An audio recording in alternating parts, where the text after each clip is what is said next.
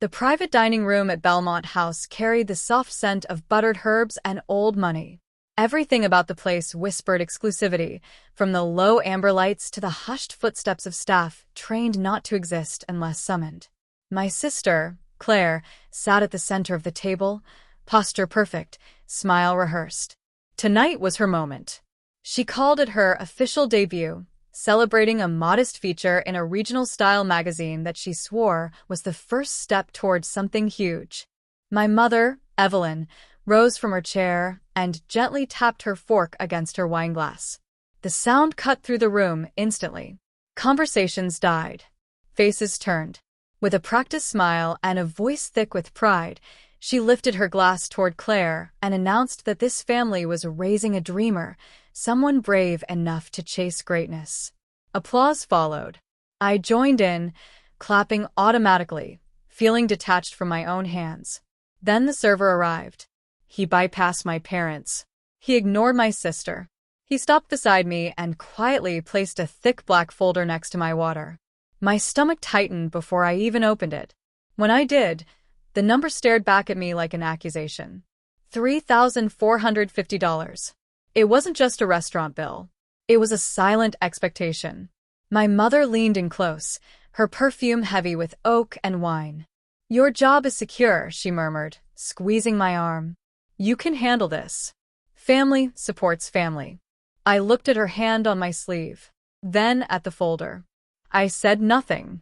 I closed it slowly, slid it across the table, and let it come to rest against the stem of her glass. The soft clink sounded louder than it should have. The room froze. It wasn't an awkward pause. It was the kind of silence that swallows oxygen. My mother stared at the folder like it had insulted her. Claire's smile collapsed as she scanned the room, suddenly aware of every watching eye. Guests shifted uncomfortably. I stood. "I think the business should cover its own launch," I said evenly. I didn't wait for replies. I turned and walked away. Behind me, I heard my mother hiss my name, sharp and commanding. I kept moving, past the host stand, past the coats, through the heavy doors and into the night.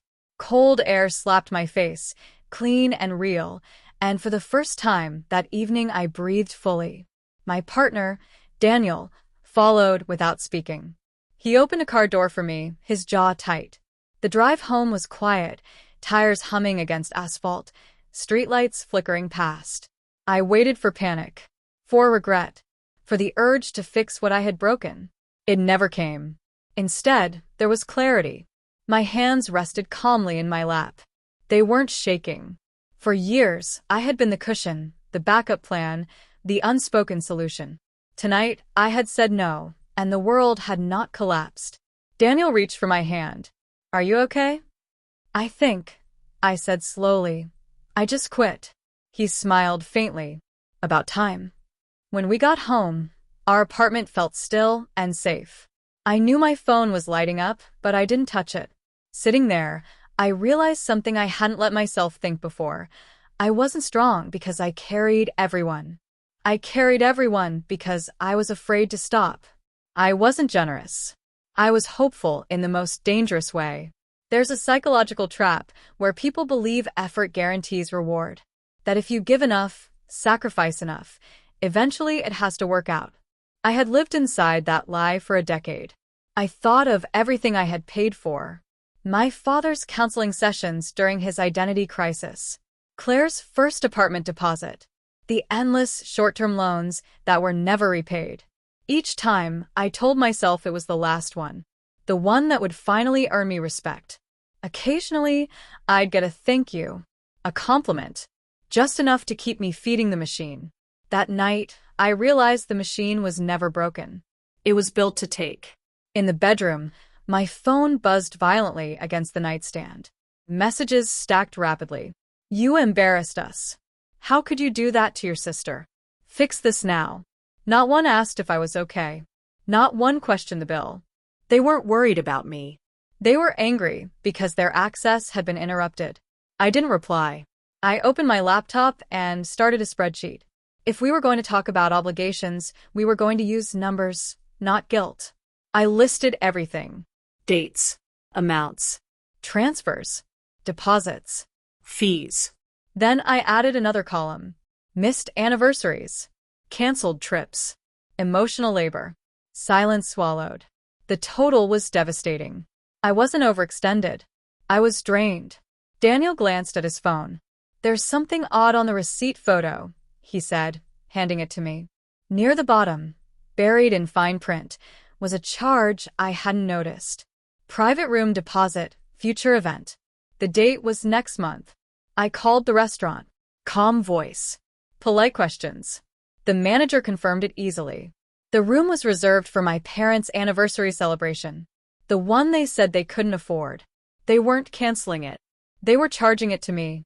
That's when the knocking started. They didn't ask to come in. They announced themselves. When I opened the door, they marched inside like they owned the place. My father demanded I sit. I did. I placed a folder on the coffee table between us. They scolded, accused, explained how I had humiliated them, how I needed to apologize and pay what I owed. I listened. Then I opened the folder. I read the numbers aloud. Calm. Precise. Every expense. Every transfer. When I reached the total, the room went quiet. This is what I've contributed, I said, financially and otherwise. My father said I owed them for raising me. I looked at him and felt nothing. I don't owe you my future, I replied. And I'm done financing yours. I stood. This ends tonight. I asked for their keys. Told them to leave. Explain the consequences if they didn't. For the first time they saw it. The certainty. The closed door. They left without another word. 3 months have passed. My phone is silent. My accounts are stable. My life is lighter. This morning I booked a trip I chose for myself. Not to fulfill someone else's fantasy. Not to buy approval. For the first time, my resources belonged to me. Freedom was expensive, but staying would have cost everything.